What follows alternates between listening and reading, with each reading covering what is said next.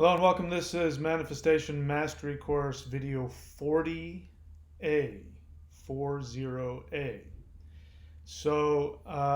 Today we're going to be talking about what is inspiration. Inspiration is an extremely important, in fact, it is an integral part of manifestation. There is a science to manifestation, and when you understand what the science is, then you can become a master of it. So today we're going to be talking about inspiration. What is the role of inspiration in manifestation? Where does it fall in A, B, C, D, F, and G? Steps 1, 2, 3, 4. Where is it? What does it do? Why is it there? And what must you do? Because inspiration in and of itself is not enough. Inspiration is a part of the equation that you must understand what to do with it. When you know what to do with inspiration, then you can manifest. And inspiration has within itself its own sets of blocks and problems that people run into. Just because you're inspired doesn't mean that you won't run into blocks, and you have to understand how that happens. And sometimes inspiration can actually create blocks within you. I know it sounds totally counterintuitive, but trust me, I have figured out the science of manifestation. I have figured out how to get to the place where you simply think about what you want and it magically appears.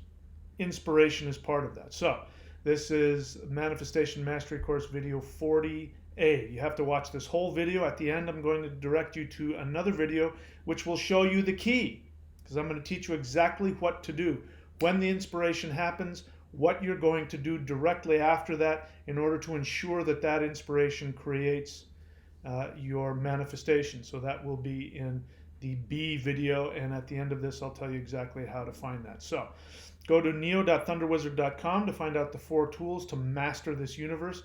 Courses.thunderwizard.com has all of my books, my DVDs, my services, and all of my streaming video courses. Subscribe and hit the bell button. And while I'm at it, I want to give a thank you to Grace Channeler, who is one of my producer supporters on Patreon. You can go to thunderwizard.com if you want to become a subscriber there as well. And at the lowest level of subscription, you can get all kinds of good stuff. She is one of the higher level subscribers, and so she is a producer, and you can learn all about her at gracechanneler.com. All right, so let's get on with it. So inspiration. What is inspiration?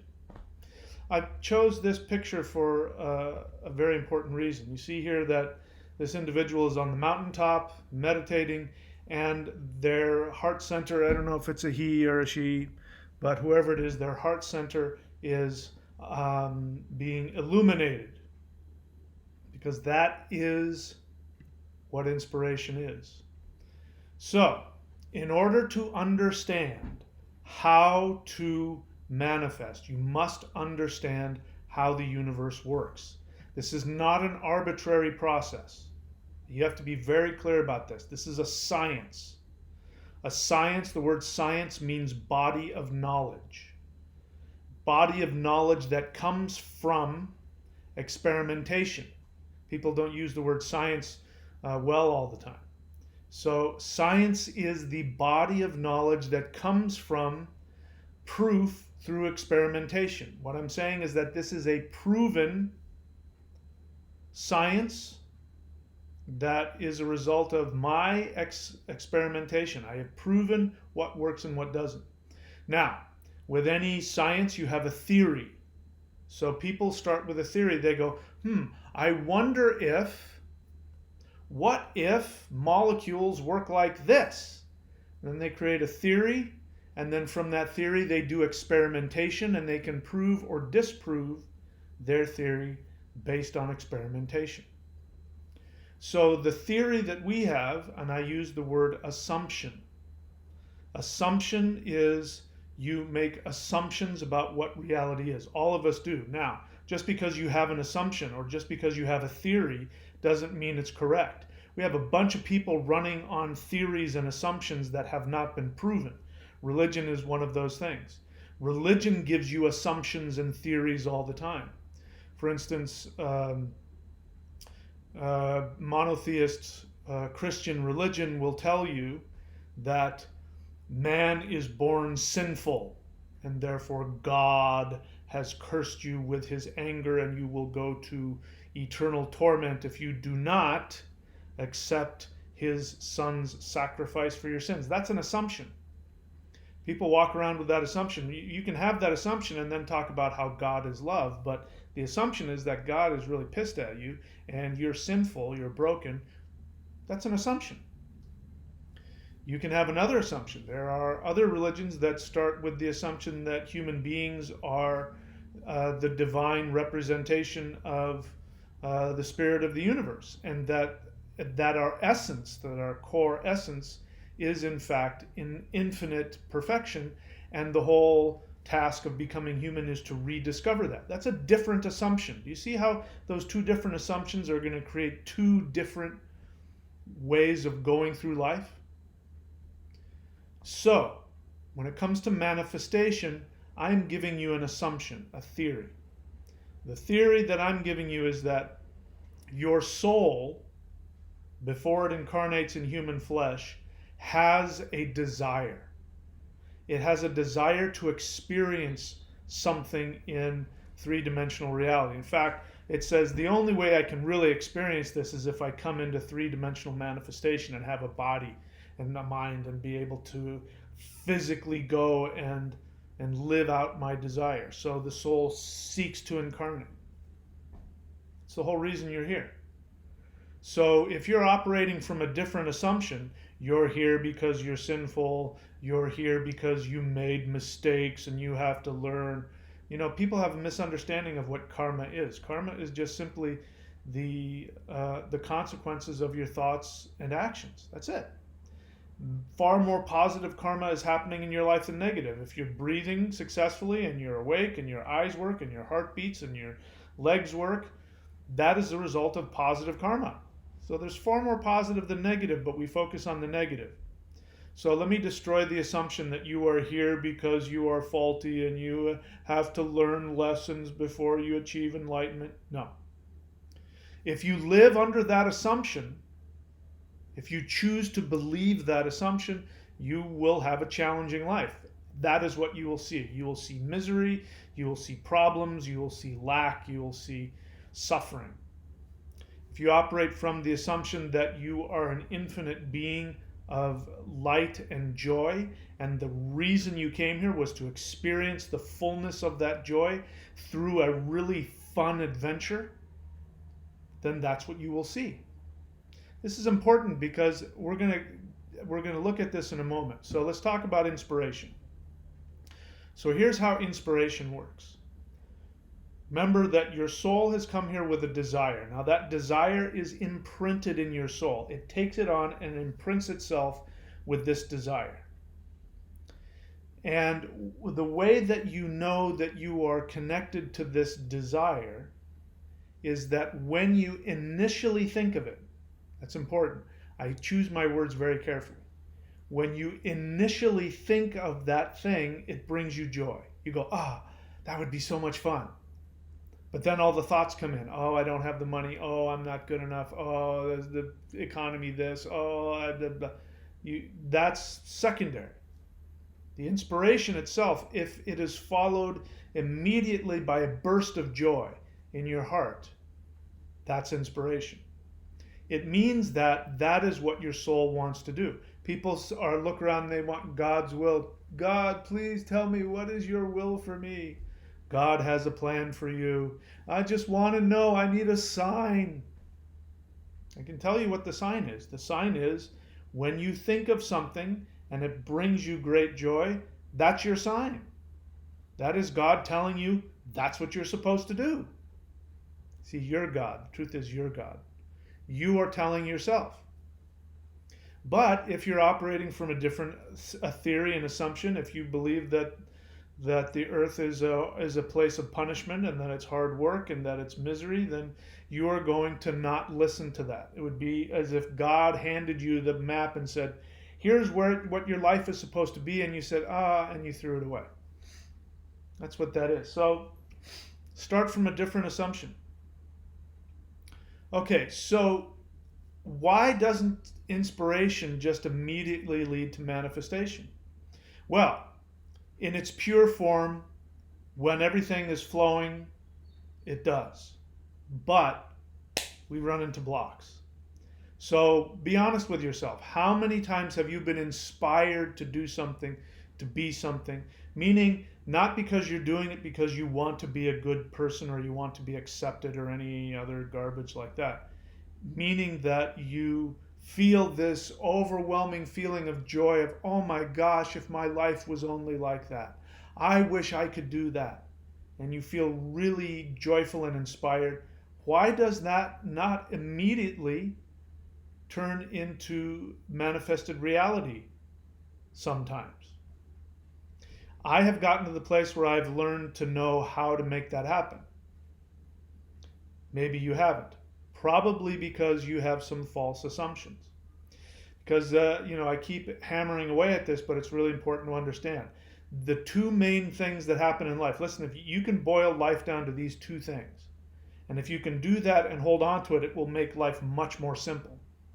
Doesn't mean you won't have challenges and you won't have feelings and you won't have problems. That's not what it means. It just means as long as you simplify it and you know that these two things are the main things in life, then you'll know how to navigate life far more effectively and successfully. Two things are, the first one is you get inspired. Your soul is carrying, always having this desire, and when your mind is able to tap into it, you go, and you have this inspiration, and you go, if I could only do that, oh man, life would be so wonderful. My inspiration, I want to surf. That is my inspiration. I want to live and do this all my life.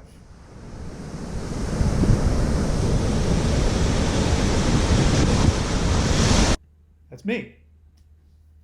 And that is my inspiration. My entire life is devoted to that, what you just saw right there.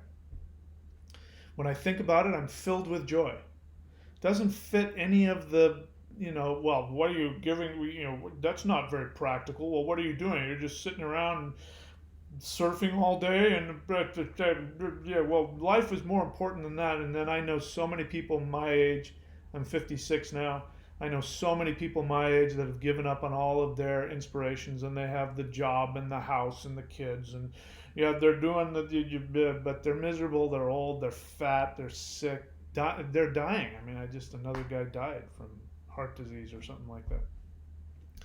That ain't gonna be me. I'm still running out there like a 18-year-old surfing my brains out.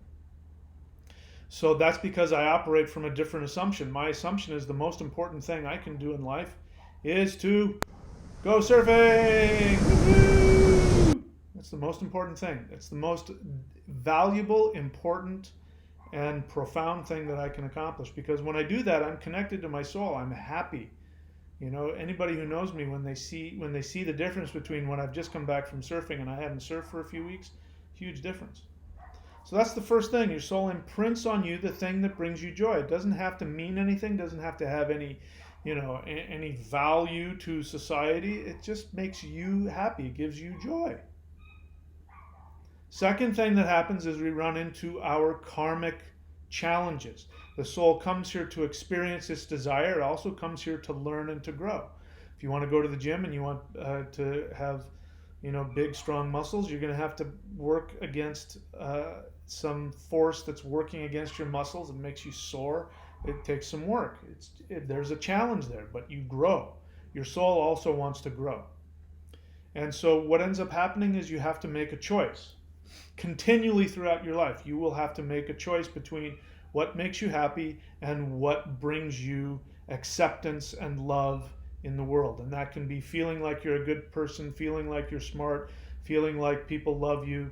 That is the karmic challenge. You have your joy, which is your inspiration, and then you have the karmic challenge, which is, do you want to follow your soul or do you want to be accepted by the world? And the people who focus on being accepted by the world, they get internally angry. And it creates disease, old age, misery, poverty. Poverty is a result of you not following your true soul path. Guaranteed. If you're having money problems, you're not listening to your joy. This is one of the things I do, courses, or actually the first one, neo.thunderwizard.com, the first one, if you want to have an hour session with me where I can help you find out exactly what your soul desire is, which is your map, what you're supposed to do, then you can scroll to the bottom of that page of the first, neo.thunderwizard.com, find your perfect career, scroll to the bottom of the page and click and get a session with me. So far, every time, if you give me an hour, I can help you find out exactly what that purpose is, what God's will for you is. You doing it, that's something else. I can help with that too, but that may take some time. Anyway, so that's how it works. You have this inspiration. You are inspired to do something, and you know that it is your soul's purpose, God's will, your path, your destiny, your fate. Because when you think about it, it fills you with joy. That's how you know. Then you have to manifest it. So there comes blocks, and the blocks are, like I said, you run into that karmic block of, do I make other people happy or do I make myself happy? And the way that you know that you're in conflict, because it is an unconscious conflict that rages beneath the surface, you know you're in unconscious conflict if you're sick, if you're miserable, if you're depressed, if you have poverty. If you have all those problems, it means that you're in conflict. And the conflict is sometimes on an unconscious level. You may not know what the conflict is. When I ask people and I take them through a fantasy exercise and I say, you know, if you didn't have to meet anybody's expectations and you had all the money in the world, what would you do right now just to make yourself happy? People go, I don't know. If you say, I don't know, it means you're in conflict. It means that your unconscious is keeping that knowledge away from you because it knows if you did it, you would break away from what it is you think you're supposed to do. Okay? So that is the block. Now, there are ways to overcome that block, and that is what we're going to talk about in the next video. So after this video, you're going to go to thunderwizard.com. You're going to scroll down, and on the right-hand side, you're going to see Manifestation Mastery Course. You are going to subscribe at the Manifestation Mastery Course. You are going to subscribe to that because you are serious. The Manifestation Mastery Course are for people who are serious and are willing to do whatever it takes to live their fantasy. You want to live the fantasy that I have? Maybe not exactly, but your version of that? I can tell you exactly how to do that. Okay? You may have to do some work. There may be some exercises that you have to do. I have to do it on a regular basis. But, you know, my experience is if I just throw this out like it doesn't mean anything, nobody does it. You subscribe and you pay for that subscription. You know, look, if it doesn't work out for you after the first month, you can cancel. What have you lost? What is it worth to you? Thunderwizard.com, scroll down to Manifestation Mastery Course, click on subscribe there, and then go to Manifestation Mastery Course video 40B. And I'll tell you exactly how you can turn that initial inspiration into reality. All right, I'll see you there.